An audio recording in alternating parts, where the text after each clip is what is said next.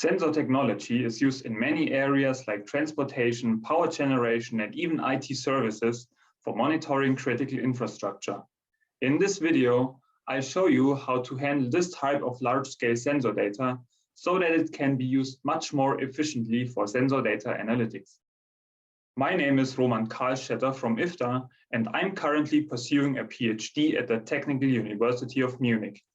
In this video, I'll present the challenges that all these applications have to deal with, as well as our solution to handle large-scale sensor data efficiently. This is the presentation for the paper Living on the Edge, Efficient Handling of Large-Scale Sensor Data, which I've been working on together with my co-authors at TUM and IFTA that you see on the slide. Specifically, I will talk about three things in this video. First, to make the challenges and context of the work easier to understand, I will introduce an example use case where large-scale sensor data is generated. Then, I'll describe the two main challenges and present our solution to each of them. Finally, I show a few of our results. Imagine a municipal power plant generating electricity and heat for a big city. Throughout the whole year, it's expected and necessary that this facility is running robustly without unplanned shutdowns, which is why it is monitored by hundreds of sensors. In particular, let's assume there are 32 specialized high-frequency pressure oscillation sensors which monitor the combustion process of the actual power generation turbine. For that, a monitoring system synchronously samples these pressure sensors with 25 kHz or even more and runs analysis like frequency transforms in real time on short time windows of the sensor samples. This monitoring system indicates the machine health based on all this real-time data to the gas turbine controller. In addition to that, all data is sent to an edge computer where it is stored for later analysis, potentially happening in the cloud. So, why do we actually need to store all that data? Let's imagine the gas turbine controller shuts down the turbine because of some dangerous condition. Then, one typical use case for the pressure sensor data is to inspect it and first try to understand the root cause which led to the incident, and second, let engineers use this knowledge and data to design new real-time metrics avoiding such shutdowns in the future. Now that you have an idea about the use case, let's talk about the actual problem. Why can't we just store this data as it arrives and analyze it afterwards? In theory, yes. However, in practice, the analysis part is in fact not that easy. There are two main challenges that make it inconvenient analyzing the data in the default format in which it is generated. One of these challenges concerns data layout, the other one data size. Let's start with data layout. In this and all visualizations that follow, each colored box represents one sensor value, and each sensor is assigned a unique color. In the simple example on the slide, this means that there are values for 3 different sensors, all at one single timestamp T0. Normally, when handling multiple synchronously sampled streams of sensor data, the data arrives in a time-ordered fashion, one timestamp after another, as in the animation on the slide. This is exactly how data would be written to permanent storage, in the most simple case just storing it to a comma-separated values file, one line per timestamp. However, when analyzing data, for example through data mining or visualization, the most common access pattern is reading contiguous values from only a few sensors. In many cases, this might be hours or even days of sensor values of a single sensor. So let's say we're interested in the values of the sensor represented by the green boxes. This means that we need to skip over all the unneeded sensor values, which is a very inefficient procedure since none of the available disk or memory caches can be used properly. Instead, it would be a lot easier to have data in a sensor-ordered layout where all values from one sensor are stored contiguously. Then we only need to know the offset of the first green box and can read one contiguous chunk of data.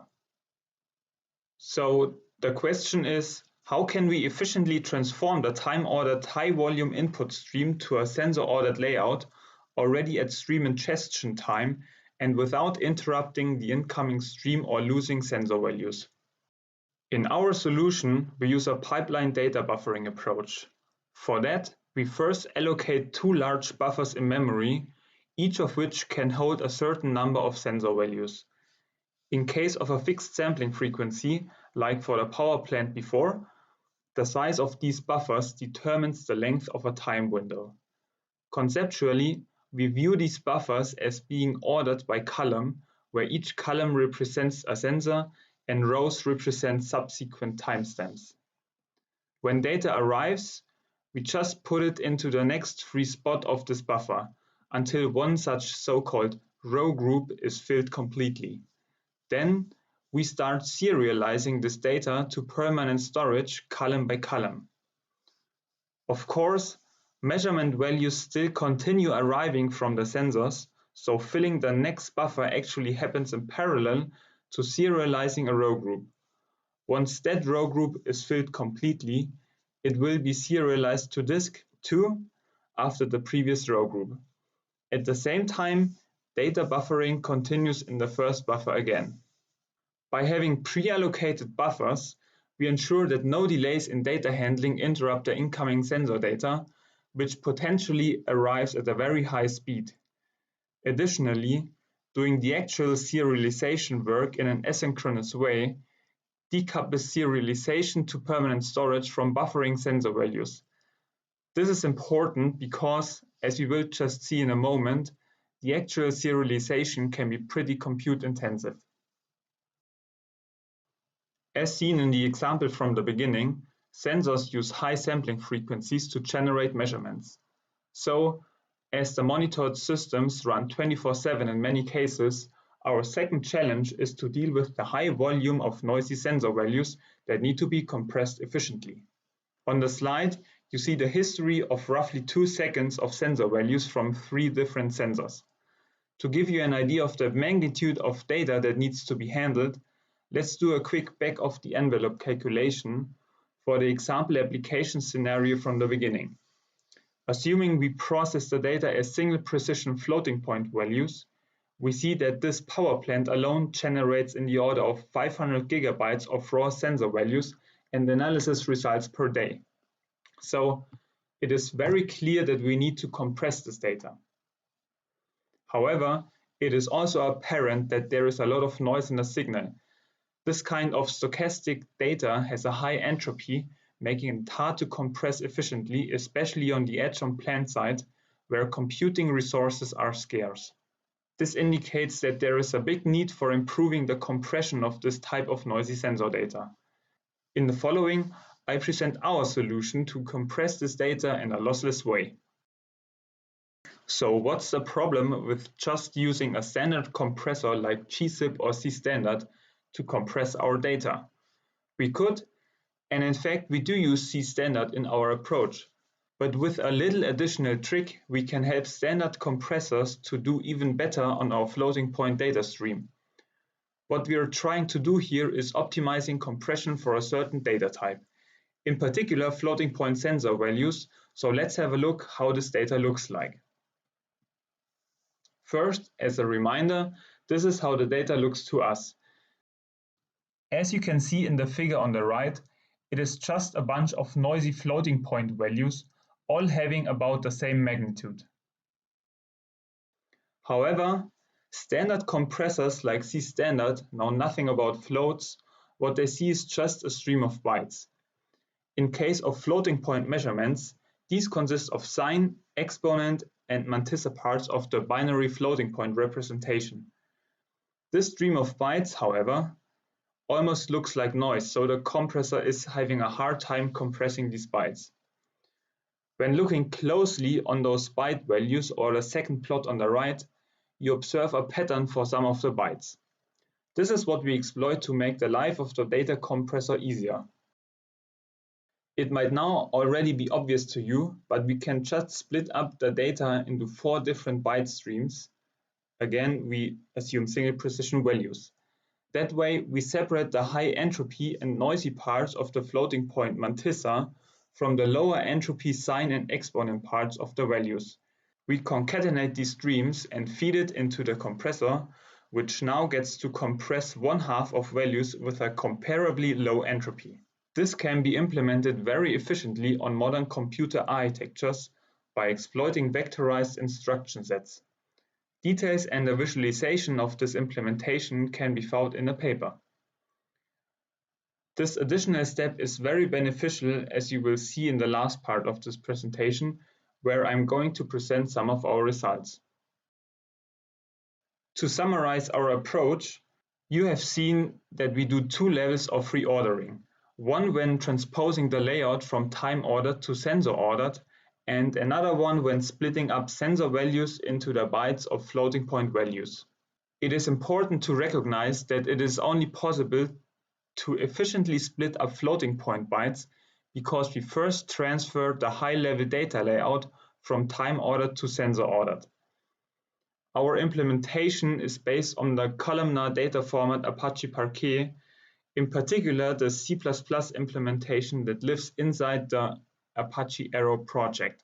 This makes it possible to use all the features of this ecosystem and makes actual data analysis tasks effective and efficient.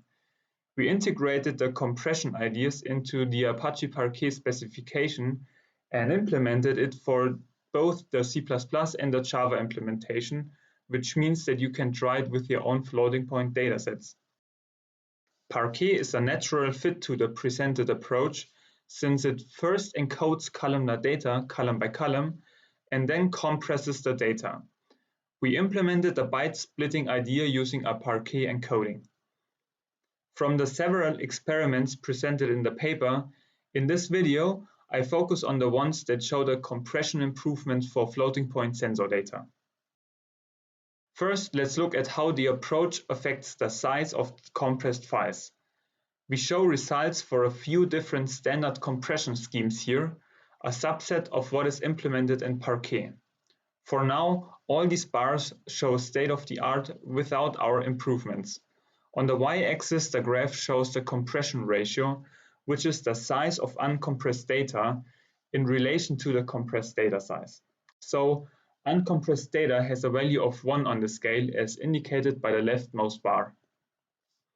Then, we have dictionary encoding, a lightweight compression alternative for repetitive data, and dictionary encoding combined with C-standard compression. They both serve as additional baselines. Next, we have gzip using its highest compression level, C-standard with 3 different compression levels, as well as 2 fast compressors LZ4 and Snappy. All of these show how well Parquet could compress floating point sensor data without any of our changes. As you can see, LZ4 and Snappy do not compress the data at all. In addition to that, increasing the C-standard compression level slightly improves compression ratio as expected. Let's now add bars which show how well things can be compressed with byte splitting enabled. As you can see, for this kind of data, we clearly outperform the existing solutions. Even the fast compressors to the right now provide better compression than the best approach before. Also note how the gains in changing compression levels seems insignificant compared to the ones achieved by the byte split approach. Coming back to the example from the beginning and assuming an uncompressed size of 500 gigabytes, our approach allows to reduce this to less than 280 gigabytes. Let's look at the throughput on a system with 4-core Intel Atom CPU with a terminal design power of under 10 watts, writing to or reading from a local SSD. Like before, you see bars for the same state-of-the-art solution, now showing the write throughput on the top and read throughput on the bottom plot. First, looking at the write throughput, you clearly see gzip and higher level C standard are actually really slow when compressing data. Only C standard with a compression level of 1 has good performance in this case. LZ4 and Snappy are fast, but as you saw on the last slide, they do not compress this type of data at all in the base case, so there's actually no point in using those. Looking at read throughput numbers on the bottom plot, you notice that highly compressed C standard and gzip files decompress a lot faster than they can be compressed, which is one of the design goals of these algorithms. Adding the numbers for the byte split approach shows that we could improve performance for many of the configurations. First, looking at the fast compressors on the right, we see that the throughput almost did not degrade at all, or in case of compressing LZ4, even improved. For both C standard and gzip, except for writing with C standard level 1, all configurations in fact became faster. On systems with a faster CPU, so something like a Xeon server CPU, these differences are actually even more favorable for both reading and writing, up to the point that you can read and write compressed data even faster than uncompressed data.